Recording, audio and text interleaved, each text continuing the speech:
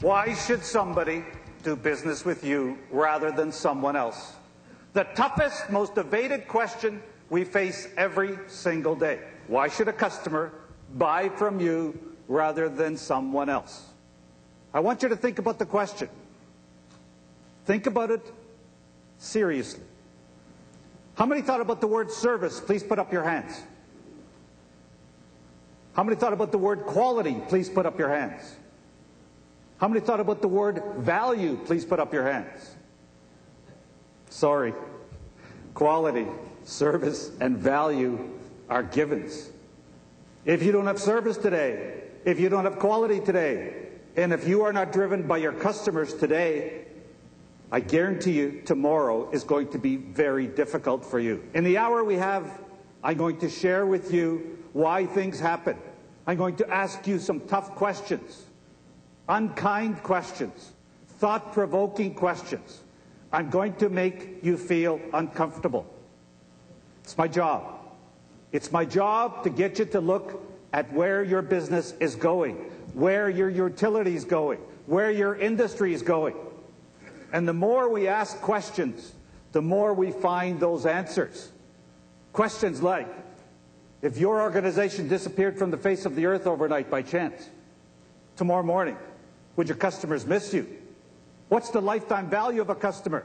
Would you buy from you? You see, the more questions we ask, the more we find the strategy, the tools, the resources to take our business from here to there. Isn't that what this conference is about?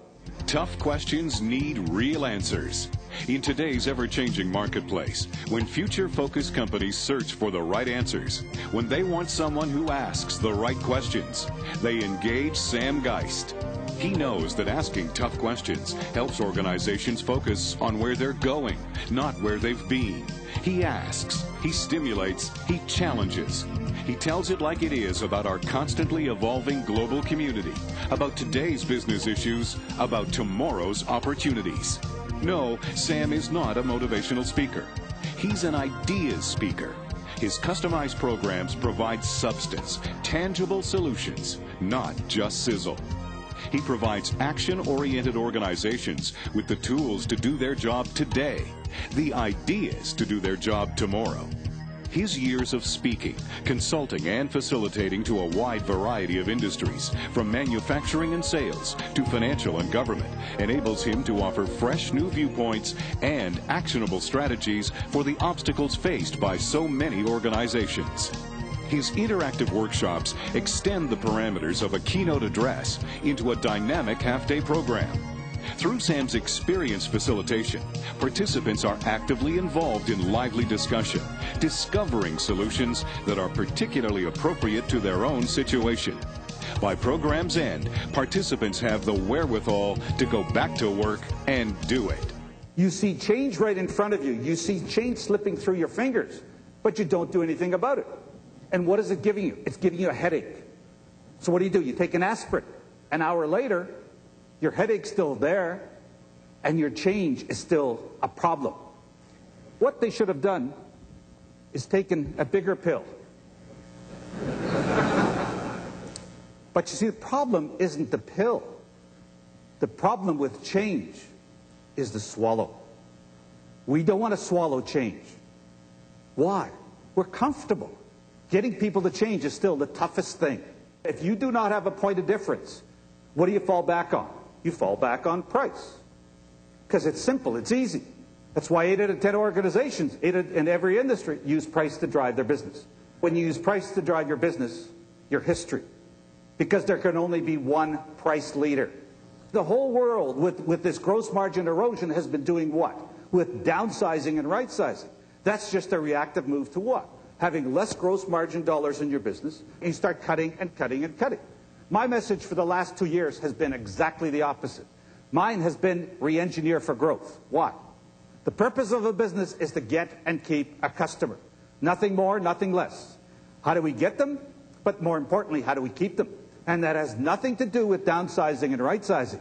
That has everything to do with looking externally, finding new customers to come and do business with us, and then adding value to our existing base so that our existing customer base gives us more business.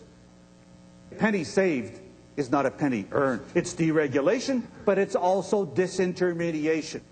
That's why the banks want us to use ATM machines. Why? Cost $1 for a teller transaction. It cost 1 penny for electronic transaction. That's why the airlines want us to buy our tickets through the internet.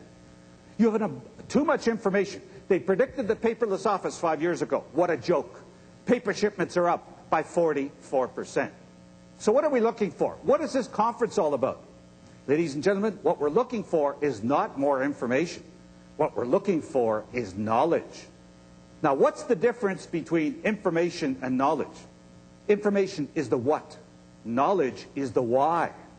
You can write this one down. Knowledge is knowing what to do with the information. The whole world is selling, selling, selling. It's the wrong word with service. The word should be helping, helping, helping. Because selling is something you do to people. Helping is something you do for. Thank you very much. Take the word service, throw it away. Change it to the word, become a solution-driven utility. Walk into the container store, you see problems you didn't even realize you had. With solutions. Leaders have the guts to ask the right questions. Questions like, who are we? What do we stand for? What do we represent? Do we know what's going on in the marketplace? What are the opportunities and the threats? Where will we be in 5 years?